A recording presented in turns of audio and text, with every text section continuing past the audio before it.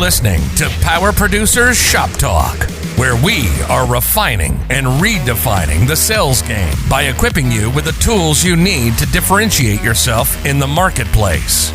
Well, it's like when we audit the mod with Logic and give them the action items that they're going to use to lower their total cost of risk. Tactical skills that will help you provide deliverable value to your clients and prospects. Technology is not an expense, it's an investment. Look at what Think HR has done for our clients and even our team. It's an amazing product, and I'm so thankful we have that. And action items that you can provide to take your prospects and clients to the next level. Things are changing for us in 2021. Not all big business anymore. Now that we have CoverWallet on our team, it's amazing that we're going to be able to write small business profitably. This is Power Producers Shop Talk. Production redefined. Are you ready to feel the power?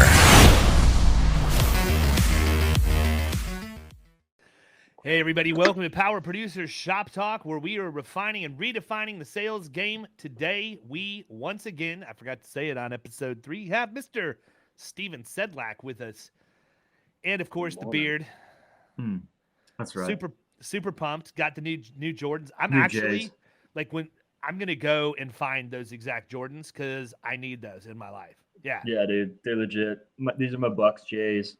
The only thing I don't know, I would have to see it both ways to know, like, would I like that swoosh to be red, or would I like that swoosh to be black or a different color instead of having it be white? I don't know. Either.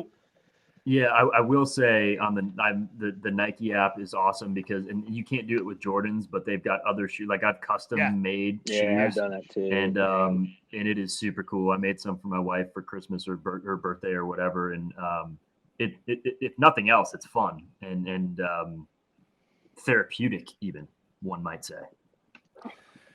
Yes, it is. Sometimes I design Jordans and just never buy them, just so that I can Right. design them and relax. You know? There you go.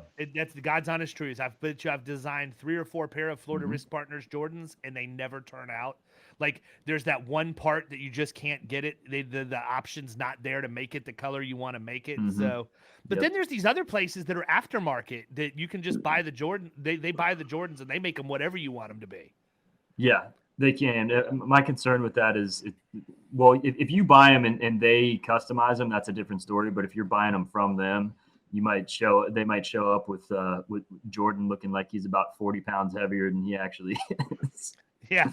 I love that, by the way. I love a good counterfeit replication of, like, when I was in junior high, you know, here in Brandon, where I live, Brandon Valrico area, it was always the military out here because it was the most affordable housing. It was a reasonable drive to the military base. You could get there in like 20, 25 minutes. Okay. And it was cheaper than living in like the more expensive areas of Tampa. And so all my friends were always military brats, right? They were, you knew that if you had a friend that they could leave school for the summer and then they're not coming back in the fall.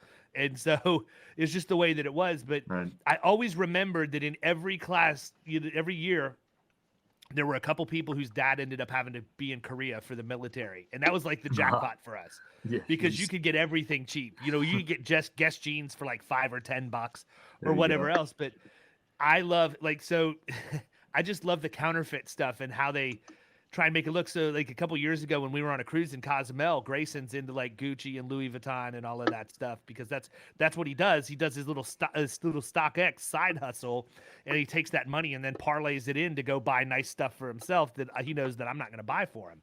And so we were in Cozumel, and he asked if because they did have like one nice like mall, if you want to call it, that had higher end stores. And for whatever reason, I thought I had seen a Gucci store there, but because that wouldn't be uncommon to see in a cruise port, right? Yeah, If you go to the higher end place like Right. Cayman, whatever. So we get in the back of this cab and ask for Gucci. And that guy says, "Oh yeah, I take you Gucci, Louis V, no problem." So we get in there and he takes us down to this freaking flea market. And it is nothing but fake stuff as far as you can see, man. And I just sat there and laughed. Yeah, you can't do, especially if they're bad knockoffs. You can't be mad. You just got to laugh about it at that point. Right. Oh yeah. So, and the thing is, like, speaking of that, when we were in Key West last weekend, and then we'll get on task, but I always have to tell a couple stories. When we were in Key West last weekend,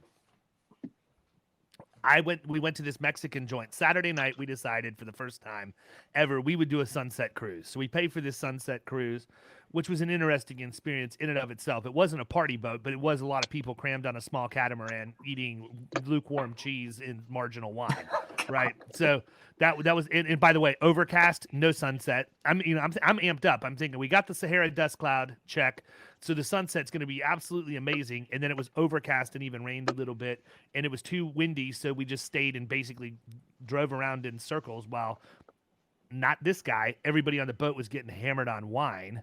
And it's just like, this is not what I was thinking. So prior to that, we weren't going to eat a big dinner because we weren't sure what we were getting into. We go to this Mexican joint in Old Town because they have really good chorizo queso. By the way, fantastic. Love it.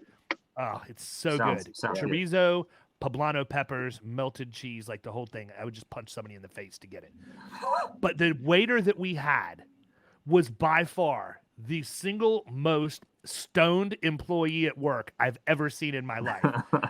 This guy took my drink order 3 or 4 times, every time as if it were the first.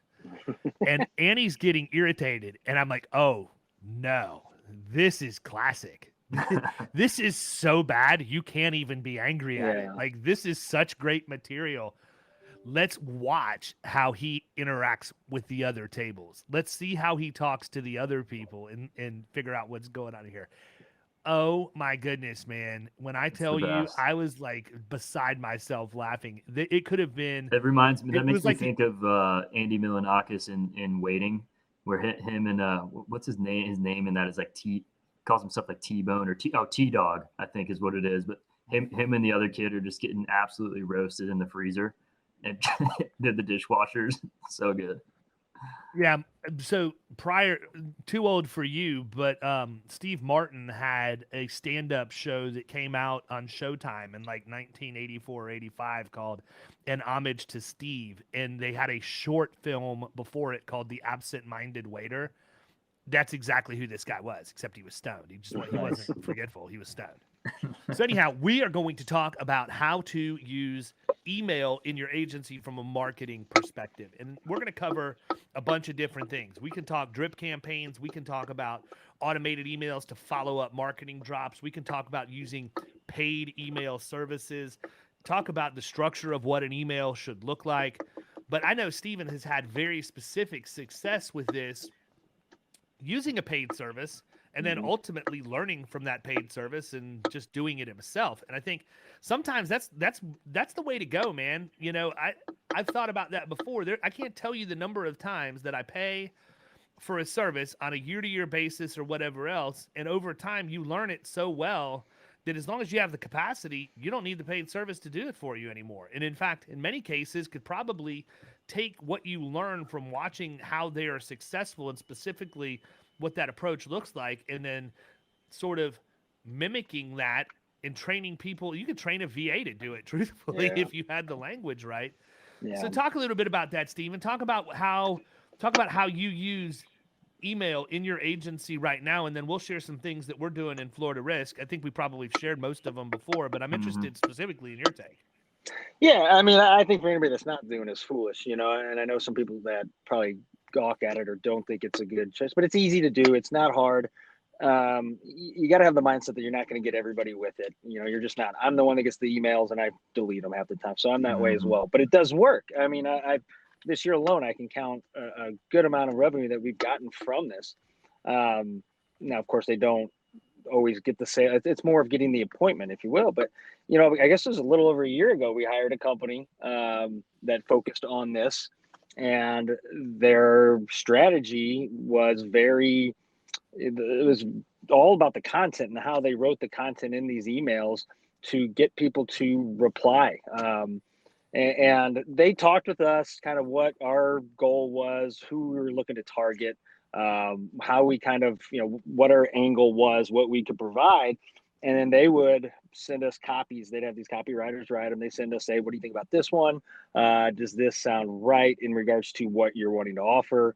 And we'd tweak it, and then they'd send them out, and we would base on, you know, we'd look at the campaigns and see how they were doing and tweak them and write them. And I mean, they would switch them up basically for every campaign, they'd have first email, they'd have second email, they'd have third email, fourth email, and then kind of move on. But each email they were sending was just a follow-up to that one, kind of touching base on that first one. And it was witty. They were all witty. And I think the very last one, or the third one, I can't remember, was if they hadn't responded yet, was kind of a multiple choice question email saying, A, not interested, B, but they kind of put it like, say, like in sports terms, they'd say, A, not interested, I'm a Cubs fan because we're from St. Louis area. Like D would be interested, but not right now. Cardinals trying to make the playoffs, something like that. They'd iterate this stuff that would get people to reply. We used them for a while. We probably got about 2 to 3 appointments a month out of them. And by the time our contract was up, we hadn't written anything yet, but there were some things in the works, but I just wanted to kind of try it on my own at that point, because I had seen the emails. I had learned it just kind of how they structured them and wrote them. Now they had access to way more data than I have. So that was kind of their big plus. But I tweaked them. I started my own campaigns in regards to our little niches that we use, or that we go after. And yeah, that was back in March that I started on my own, and I can count I'd probably say somewhere in the 80 to 90,000 in revenue that we've gotten from those email campaigns since we started doing them on our own. And I guess probably April's when I launched doing it. So it works. They get the appointments for us just like anything else, and at least keeps a dialogue going with these people if they reply. And again, you're not going to get everybody. You shouldn't have that mindset. Talk a little bit about cadence, Stephen. Like, this is not, I would assume, just understanding sort of the framework of how you've operated with a paid service in the past, but talk about the cadence of that and the number of emails that it takes before you get success, and how you sort of lead them to get to where you want them to be. Because you're not going to get everybody the first time, but that doesn't mean you quit, right? Now, you quit if they opt out. Right. The overwhelming majority of people never opt out of the emails, right? So it's only a matter of continuing to market to them until you find that message that's going to resonate. So I'm interested in, what that looks like from your perspective. Yeah, I mean, like you said, it's you just kind of, because the ones that are opting out, they opt out, but you just continue your campaign the same. You don't even focus on it really that you had one dropped out. You just continue, and you have it set up to where, this is how my first email is going to be written. This is how the second one's going to be written. This is how the third one's going to be written. At the end of let's just say you do it on 4 emails, and then you kind of stop the campaign just to not bombard them, but then you're going to start it up in a month or 2 again. Then you maybe change the tone, because what you were saying on that first email, our campaigns, the way we're doing it is there's a specific aspect that we're hitting up because it's going to resonate with some people. It's not going to resonate with all.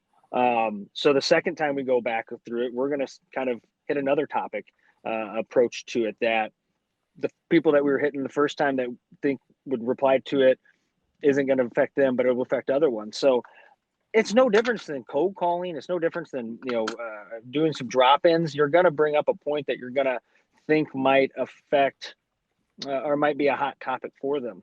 And again, if you can, by the third one, if you're asking them for an aspect of hey, follow up later, or not interested now, or give them these multiple choices, some will reply to that with, hey, I'm too busy right now, type of thing. Try me back later. Well, now you got a little dialogue going with them, and you can mock it up, and I'll follow that up with a phone call at that point. If they say, hey, touch base with me, first of the year. Okay, I'll touch base I'll make a phone call then at that point.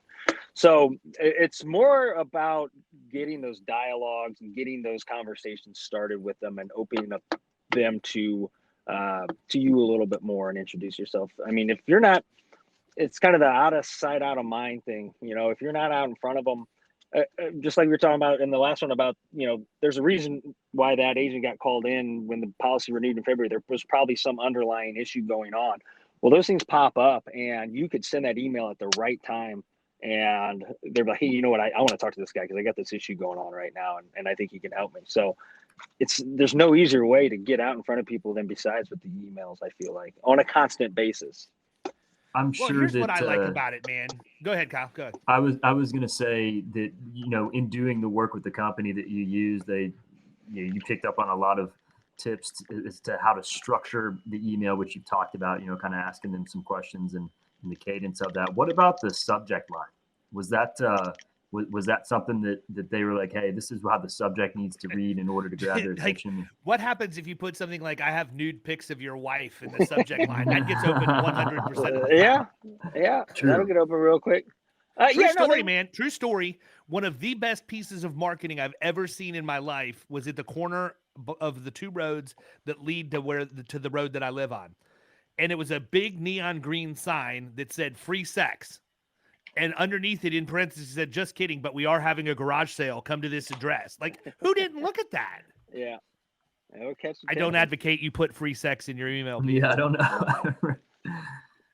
No. But yeah, those subject lines.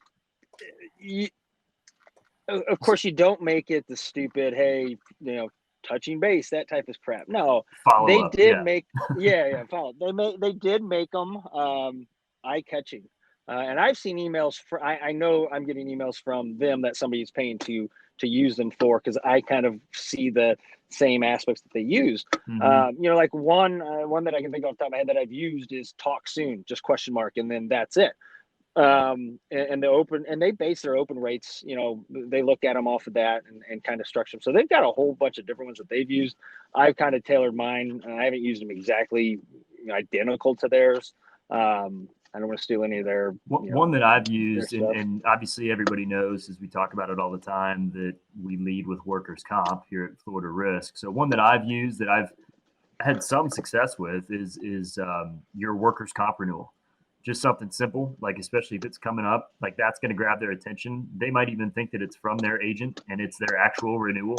And so they're clicking on it. And that's the first step to all of this, right? Is to get them to open the email. And then from there, right, the way that you have it structured, you can set that up to something that might be a little bit more eye-grabbing for them. But I think the subject line is something that people focus so much on the body of the email a lot of times and don't give enough love to the subject. And that could be the whole reason that people aren't responding to your email communication at all. Yeah, I mean, like that's the same thing with workers' comp. I've said it before, and I'll say it again. That's one of our major focuses, and majority of our list, if it's not a niche, is something to do with higher mods, and our subject line will hit on that very heavily. Just to reiterate, because we know that they have it. We know they have a high mod. Everybody that we are really working on, we will go and we will pay the $6 through MCCI to get their mod number and keep track of it. And so something like experience mod increasing or something like that. Or high mod question mark. Right. Anything just to grab their attention quickly that'll hit a note with them. Cool. I also, one thing that I started doing too, just to touch on, just because it takes time, obviously, to sit there and write a bunch of emails. So one thing that I've done is signature, where I can just change a few words here and there based on the client or the carrier or whatever. But if I'm doing an email blast to prospects that are using a specific carrier, I just click on my carrier specific email signature. It pops right into the body, and all I've got to do is maybe change dates that I have in there that I'm trying to set the appointment on, or just the name or whatever. But that's something that I picked up on that helped me save some time. So maybe it can help. Yeah, we have different divisions in our agency as well too. One that's called work compology, which is of course just focused on work comp and high mods and issues with that. Our risk palette solutions niche as well too, and we have logos for all those, so we have different signatures for all those as well too. And I'm the same way. I have it set up to where if I'm hitting pallet manufacturers, I'm going to hit that pallet risk solution. Just to reiterate more, that's the purpose of it. Cool. Yeah, I think there's other important ways that you market, for emails, though. A couple of them that I think of off the top of my head, and we went pretty long on the last one, so I want to be respectful of Steven's time today. But, one of the things that I think is important is, A, how do you follow up on cold call marketing drops? right? So you go do the drop. For us, it's an automated sequence. We just pop the date in, whether or not the decision maker was met, and then depending on how that goes, the CRM fires off automated emails about that. A couple of days later, they haven't opened it, different set of emails go out, all of those things. So, that's one piece of it. The other piece of it is, and I think one thing that's more important is claims, right?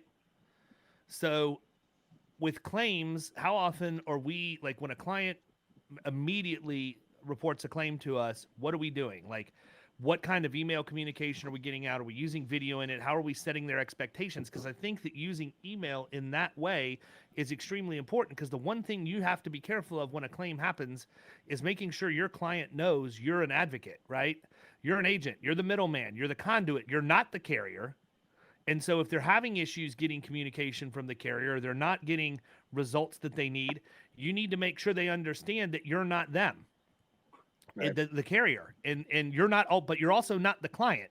You're not always going to get the same communication. You're not always going to know exactly what's going on, depending on what it is. I mean, if it's something workers' comp related for us, we're going to get adjuster's notes and all of that stuff. We have a process that we're on top of that, but more for smaller commercial homeowners, things like that.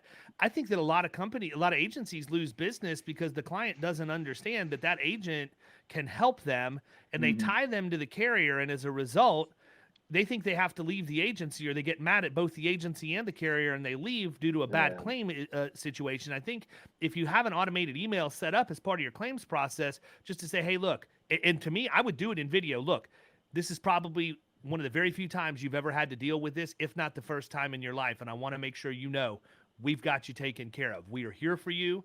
We are not going to always know everything you know, because the adjuster will communicate directly with you from the insurance company. Now, you're going to hear from somebody more than likely 24 to 48 hours, but we've already set up a task in our system that we're going to follow up in 48 hours just to make sure that all the initial communication has happened, information has been swapped, all of that stuff.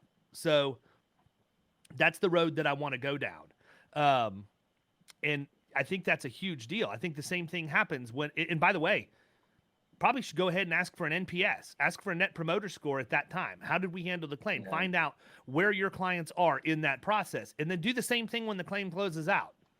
If everything was satisfactory, you did all your role, everything else, get client feedback on that stuff. Yeah. But the main thing that I like about email is the same reason that I like Marvin, because it works in the background. I'm not doing anything, right? Mm-hmm. I'm going to consciously go after the prospects that I want to go after, the suspects that I want to go after, and do everything I can to initiate those conversations.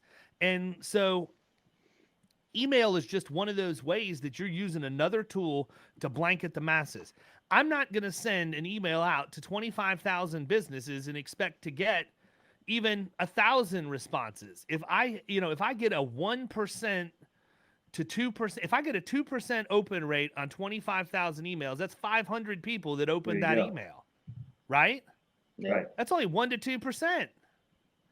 And then if I have another group that clicks through, what does that look like? And I mean, that's why you use it. I think so many times we get caught up thinking, it goes back to what I say before. If you want the appointment, ask for the appointment. Don't sell the insurance asking for the appointment, because you're going to talk yourself out of a deal. I think email is very much the same way. Set it up for exactly what you want it to do for you, but you're not going to close the deal over email. Like very, very rarely, unless you've got a very targeted email marketing list. Like if I've got a quote bind issue product for personal trainers that has all the bells and whistles on it, and they have to have coverage because they're a 1099 for a gym, I can market to that entire list, drive them to a landing page, because I want them to enter their information, get a quote, pay for it, bind the policy, and issue it. That's not what I'm talking about. I'm talking about nurturing campaigns, whether it be drip email, whether it be follow-up for marketing drops, because everybody knows you have to have 5, 7, 10 touches before somebody's going to become open to talk to you or become your client, or at least go down that road.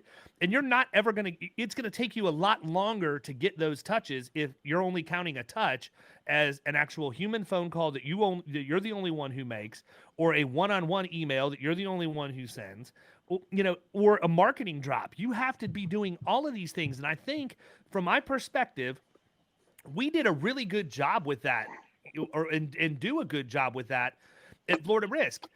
with the email piece, we've had that on lockdown for a couple of years now. When we added Marvin at the beginning of this year to try and combat some of what we were running into for not being able to cold call due to COVID, that just made us that much stronger. Now we've got email clicking, we've got Marvin clicking, and we can really hone in on who it is that we want to consciously spend our time on. And even better, how are you people using your analytics? Are you don't let it stop at the open rate. Don't let it stop at the click through. Look at your Google Analytics or whatever web analytics software you have and find out, where are these people going with this email? What pages are they visiting on our site? Are they clicking buttons that show buying behavior, like a pricing button or whatever else? It's not just send the email and pray and hope somebody calls you. There's a lot of intelligence that goes into marketing the right way, and that's where you have to, sending the emails where it starts. All the other stuff is where you really have to dive deep. And here's a fun fact: your competition's not taking the time to do it. Period. No, they're just not. I have a friend who's he's in a different industry, but they use Zoom Info, and I've looked at Zoom Info before. It's not cheap, but again, it's relative to, I guess, cheap's relative to what you get out of it. But on that Zoom Info, and I've sat in it with them, and I've looked at it with them, and it tracks. It can let you know when people in a certain industry, say you want to go after something, are going to web pages and Googling, what you offer, and you can contact that person right away. Again, so that's a different avenue to do as well too. They're in that buying mode, they're in that research mode, and you might be able to get to them before they could get to somebody else. To me, I've thought about, I don't know, on large accounts that we go after, if I don't see them just going to Google anyway and searching in, new insurance pilot manufacturers. The smaller ones, sure, but the larger ones, no, I don't. If that's industry wide or just anything in general, that industry that's just large account, I feel like they just don't go that way. But if that's what you focus on, small commercial, and you can make a good living off it, then by all means, I think that's a good avenue. Yeah. What else? Anything? Can we bring anything else to the table possibly? I think so, man. It's pretty solid. I like keeping it simple, man. I don't want to give people, 7 or 8 things to work on. If we can keep it under that, I think it's good. It's retainable. Yep, cool. Yep. Take us home, man. You're not surprised now. You got your Jordans not surprised. On. I don't have them on yet, but I'm going to. I will say this: if listeners, if you like this podcast, if you could go ahead and give us a review, throw some likes on that bad boy, that would help us out. We appreciate you guys. We love having you, and we're thankful that you listen to us. We hope you have a great weekend.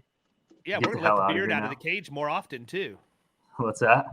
I said we're going to let the beard out of his cage more often, too, man. I trimmed it a few weeks ago, and I feel like I lost at least half of my powers.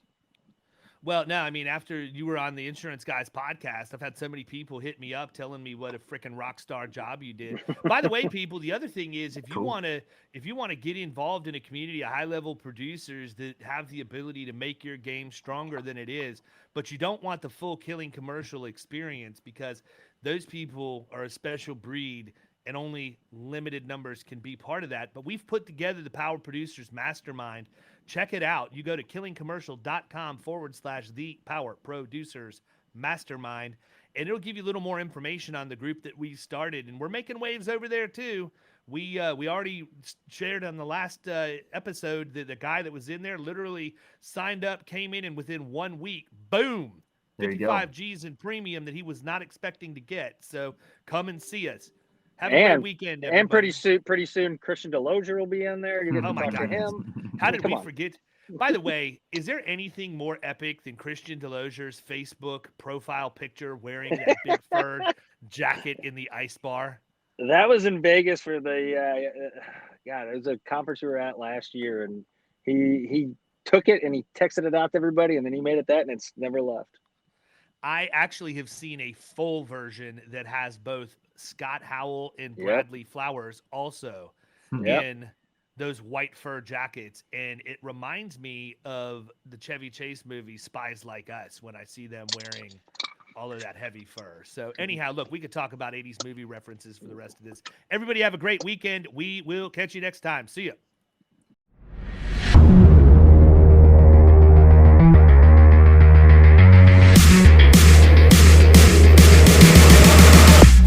You've been listening to Power Producers Shop Talk. You can follow us at the Power Producers Podcast on Facebook and Instagram. And if you want to take your game to the next level, check out our commercial insurance training course at killingcommercial.com or visit Amazon to pick up a copy of our international best-selling book, The Extra 2 Minutes.